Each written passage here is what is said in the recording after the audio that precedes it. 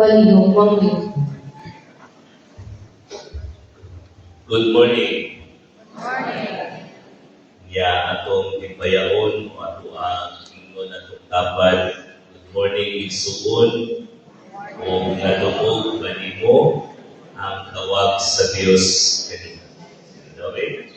Sa ato. Good morning igsuon nadungog kanimo ang tawag sa Dios kanimo. Ganong kiniman na ako ang hisgutan sa introduction. Nagsunod ba ta sa tema? Tama mo yung tema mag-sunod? Wala na. Magkano ko kay karoon para pa po naka-isa din. Wala? Wala. Ang amo ang pagdanan sa tandang magudikan sa Diocese sa Higan na aming upang nakaroon ka adlaw na nagsunod muli sa tema. Ang una, itang tanan, piniyalan sa kamatuturan. Ikaduha, itang tanan, iniyalan sa ato ang mga kaigsuunan. Nagahapon, ikatulo, iniyalan sa kinabuhi. Kung karon, ikaupat, iniyalan sa bukasyon. So, sukla na po ang ako ang pag-ibig diha na sa pagsabot kung sa ang bukasyon. Ang bukasyon, mga igsuon, ikan sa laking na pinulungan, bukal, na nagagahulugan, tawag o ang tawag. Umores na mo, kaya kapatulong ko na may question na nasa niya. So, muna nga, ang bukali, nagagahulugan, itawag kitang tanan. Kunya, ang nagtawag na ito, mao ang Diyos. Muna nga, mga ginikanan, kamo, adunay ahas. Mga anak, kamo, adunay mga tahas. Gani sa unang adlaw sa pagbukas nato dinhi sa seminaryo ato man nga ipasilunggan ang mga batanon.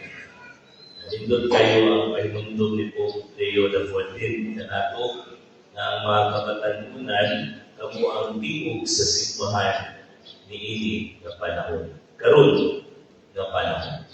Una nga naamoy papel itang tanan adunay ahas. Pupokus lang po sa Ebanghelyo na medyo taas-taas niya daghan ra ba kaayo ng mga pangalan o karakter na gihisgutan. Una nga diha sa Ebanghelyo atong madungog ang karakter ni Zacarias, ang karakter ni Santa Isabel. Isa man sila. Sila ang mga ginikanan ni Juan Magbubunya, igagaw ni Jesus. Wala nga si Zacarias, ang iyang pangalan, nagagahulugan, the Lord remembers. Ang Diyos na hinumdum. Sa ganito, upan siguro nalista na din na. The Lord remembers. Kunya si Santa Isabel, God is my oath. Ang Diyos may ako ang saan o na ang iyahang kahulugan. Siguro nasayon na mo sa si Juan. Isa man si Juan. Ha? Ha? Okay. He is the one who prepares the way. Pero sa may kahulugan sa iyang pangalan nga siya gasaman ngadto sa iyang magtikanan na tiguang nakaayon si Santa Isabel o si Zacarias.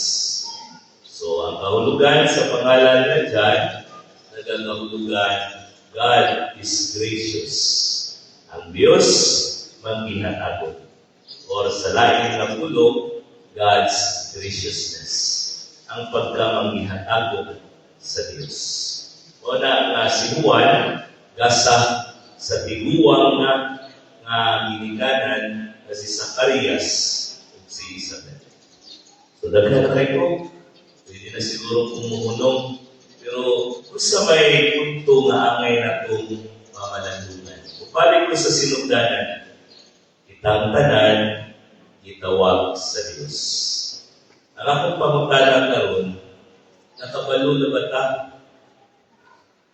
nakadumog na bata sa gatawag ka na. Kamu nga mga ginikanan, sayo man ta, kung duha ka, adlaw ng milabay, ang atuang roots, ang atuang genealogy, nagikan ni Jesus, daghan kay iskutan, tulong ka 14 ka mga henerasyon. Henerasyon sa kaabunda, henerasyon sa kaulipnan, sa kamot sa mga taga-Babylonia, ug ang henerasyon diin sila ibalik sa ilahang kaabunda sa dihang natawo na si Jesus. Pero sa linya, sa iyang kagikan, daghang mga buluyagon, daghang mga tarong. So inanakot sa tuwang pamilya. Ang tuwang pamilya, dili-higpit. Wa higpit na pamilya. Wa ginikanan na perfecto. Wa ko'y mga anak na perfecto. Pero sa ita, nga atong pamilya, madungong na itong kanunay sa New Testament, family, Islam. So, maghari yung diya sa tagsa-tagsa ka pamilya, ang gugma. Kaya kung mamalandong ka, na nila ang mga nagapta, may na sila, Father and Mother, I love you. Mo na ang kahulugan sa acronym na family. Naadiha ang sinugdanan sa panagigumay, tali sa duha, kabinuhat sa Diyos. Walang kamo ng mga Indiyo, mga ginikanan, mga amahan o ginahan, kamo ang mukiya sa inyong mga anak. Pero sahay ang inyong mga anak na inyong masimbahon. Ako may tipisas sa media homes sa Dabuntan, may gulang yung padatili. Ningon ko nga, di ko magbibit o pailin pauli. Kaya kusog ko ang katuwa ng simba. Natawa sila. Sa padang tuloy, mangigo. Kung ko nga, sinuod pa na, kaya Biblia niingon ba yan, dili pakanon ang taong dili mo trabaho. Kaya kamo, magdala mo pagkaon para sa mga nakatulog pa. So, wala na kabikon nila ko. Ako yung dalkon, si San Juan, kahayag man siya ng kadjutra na palong, kay kuwa man siya, niyangkot na siya imaabot ng Mesiyas, na pamauksanon na dalkon. Pero nakapilaw sila sa kahayag, din iyang isingkit sa kamingawan, paghinugsol o tuhuin ang Ebanghelyo. Repent and believe in the gospel. Walang iandam niya ang dalan, ang agianan sa katawhan sa Diyos. Kaya mingon ganit ka o dalan, mingon ganit ka gandamon, kita sayo po kung mabisi na kayo sa iyong mga balay, nagiblat-iblat na mga series lights, daghang mga music na itong malupong, pero dito kayo ang magiliw maghapon nga ang tao na si San Jose, ang righteous na tao, ang iyang bertud na hintod kaayo na angay pamalalungan na dinas mga amahan sa mga tatay, ang bertud sa kahilom. Diba kaniadto na ay programa sa telebisyon, What's the Word? That's the Word. Kung naatay pulong na silent, kung sa may atong ma-create, kung atong irampol ang mga letters. Listen. So ang tao di ay nga maandi ko maghilo, makapaminaw sa Diyos.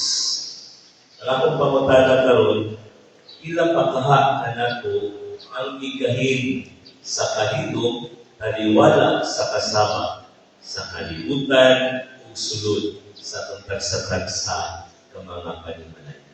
Pabito ng mahadlong ng recollection, mahadlong ng retreat, ay mutumaw man ang tinuod nato na pagkatika. Kaya ang himtungan ay, ang sumada, wa kita ikapahinambog sa Diyos. Ang mutumaw ka nato ang atong pagkamakasasana. Ang mutumaw ka nato ang atong pagkamasukilon. Mutumaw ka nato, dili kita masinugdanon sa kabubuton sa Diyos. Mao nila. Wa na tayo lain kay kapanginambot pa sa Ginoo. Unang mahadlok ta mo gahig kahigog kay kung-anan na sa tinuod nato nga mga inaiya gawi ug batasan. Wala nga way suon si San Juan mao'y ihimo na instrumento andamon ang katawhan. Dali sa ato ang korona sa Advento, naa naman ta sa ikatulo na Domingo. Rejoice, itawag nato Gaudete Sunday. Rejoice, pagipay. Yan nindot kayo ang painundot ni Pope Leo XIV. What is joy? Sa kuno ang kalipay? Ang kalipay, dili lang na kita wala na krisis, walay problema, walay sudan, walay bayad sa tuition fees, walay bayad sa kuryente o sa tubig, o sa pa ng mga problema sa panimalay.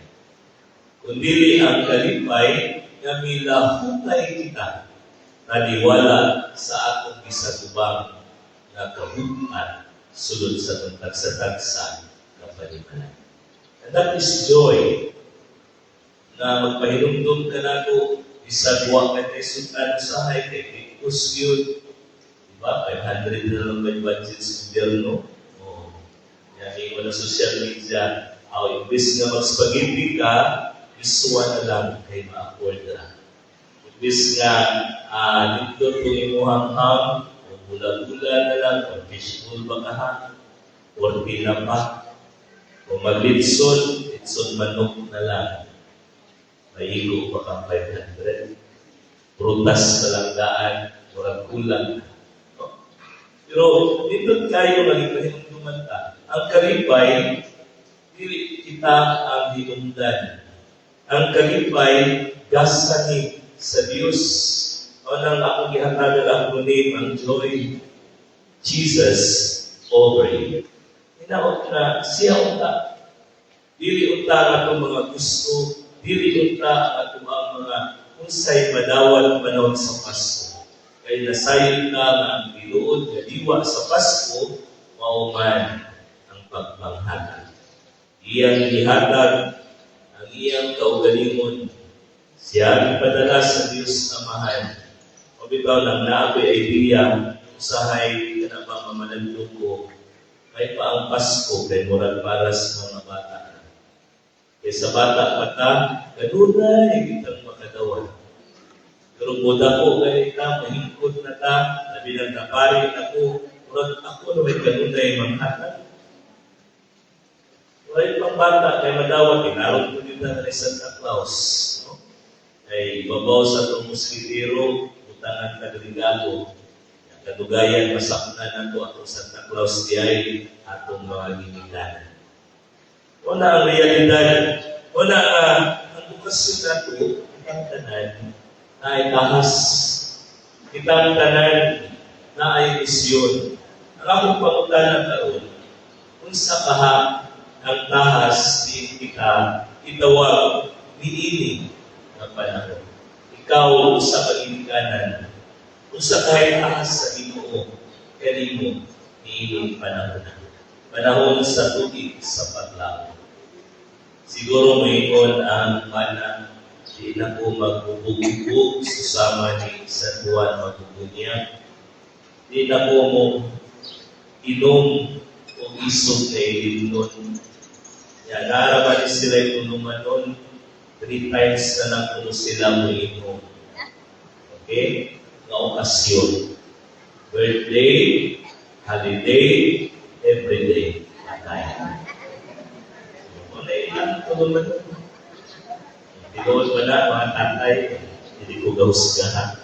Sa mga nanay, simple ko ingon na hindi na kumamutang.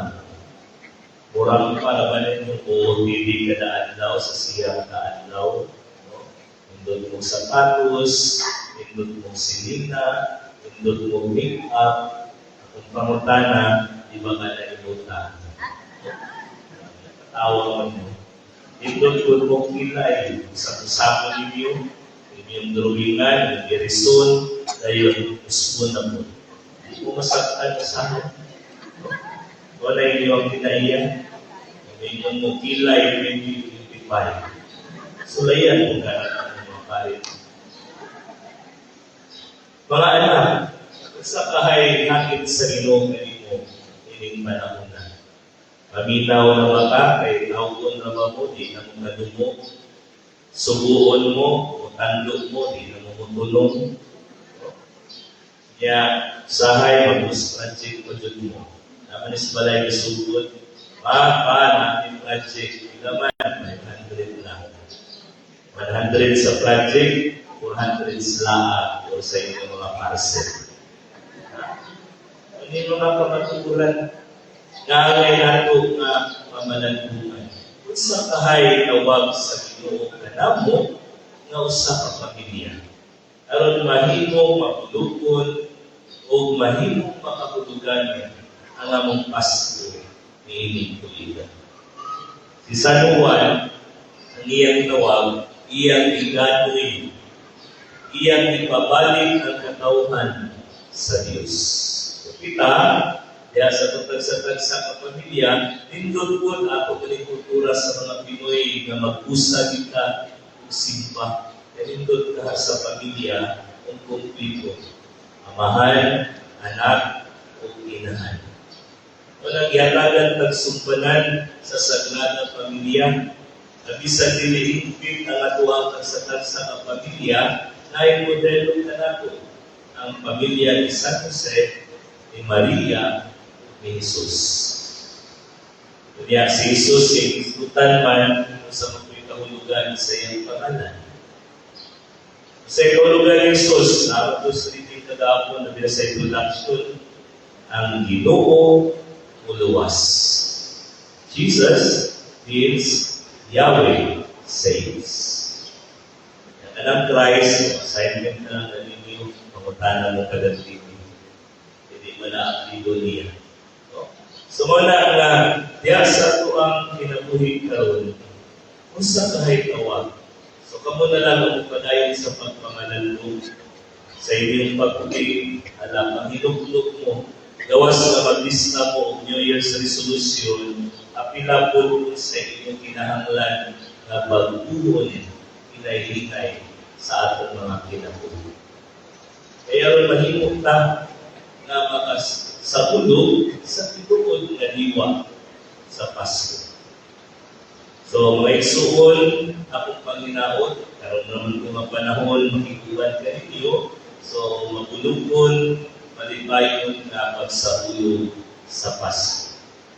Kaya ako ni ngayon pahinundong, isip ko sa kabanay, kamo mga ginikanan, kamo kayo ang magmatuto sa inyong mga anak. Kamo kayo ang magtututo kanila. Isa may upuli na to kung mawala na ang mga bagong tubo o mga patanon sa simbahan. Ang mawala ang tatanan, mga idaran, mga sila ang musunod.